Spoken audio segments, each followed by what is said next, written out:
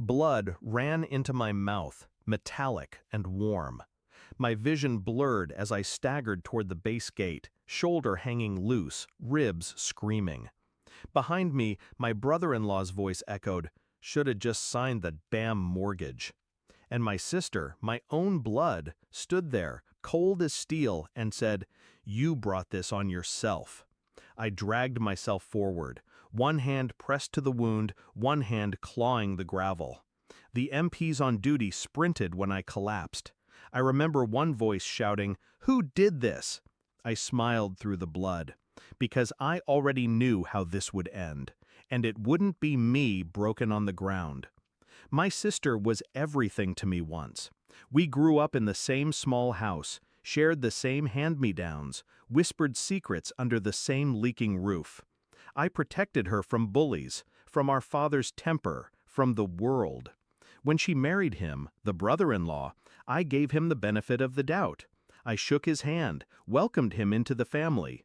But I watched, always watched. The gambling, the arrogance, the way he barked orders at her, like she was property, not a wife. When the mortgage papers came, slid across the table with expectant eyes, I knew what it meant. They wanted me to be their safety net, their guarantor, their leash to drag when the debt came due. For once in my life, I said no. That's when things shifted. Calls unanswered, invitations stopped, and the looks, those sharp, cutting looks when I showed up at family gatherings. "You've changed," my sister said once, as if protecting myself was betrayal. But nothing compared to that night.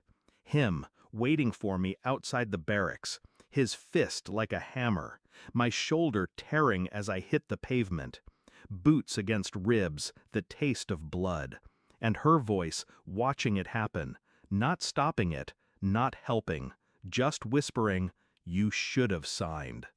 That was the moment family died. I could have pressed charges immediately, but no. Anger is loud. Revenge is patient. In the hospital, they asked if I wanted to file. I shook my head. "I'll handle it," I said, because I knew something they didn't. He attacked me on base, federal property, military jurisdiction. That changed everything. And I wasn't just a victim. I was a soldier with clearance, with connections, with knowledge of exactly how to set a trap. Step 1, documentation. Medical reports, photographs of the dislocated shoulder, the fractured rib, the MP's sworn statements.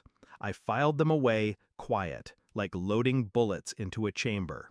Step 2, jurisdiction. I requested JAG review. Assault on a service member within a restricted area? That wasn't just a bar fight. That was federal. It carried weight my brother-in-law couldn't imagine. Step 3, leverage. I found his record, parking tickets unpaid, a misdemeanor for disorderly conduct, debt stacked like a tower ready to collapse. I handed it piece by piece to the investigators. Not embellishment, just light shined on rot. Step 4, silence. I didn't confront them, didn't warn them. I healed, I trained, and I waited while the machine of justice turned its gears. The knock came 6 weeks later. At their house, Saturday morning, military police, crisp uniforms, knocking on his door. My sister opened it, confusion painting her face. Then came the words that stripped the color from both of them. "Mr. Blank, you're under arrest for assaulting a service member on federal property." The look in his eyes when they cuffed him? Priceless. The way he shouted my name, as if I had betrayed him. No, I hadn't betrayed him. I had simply let consequence find him. My sister turned on me later, tears streaming, screaming that I had ruined their lives. I stood calm, cold. "No," I said, "you ruined mine the night you stood there and watched." Her mouth opened, then closed. She had no answer. He faced federal charges. The mortgage? Denied. No bank would touch them with his record bleeding across the paperwork.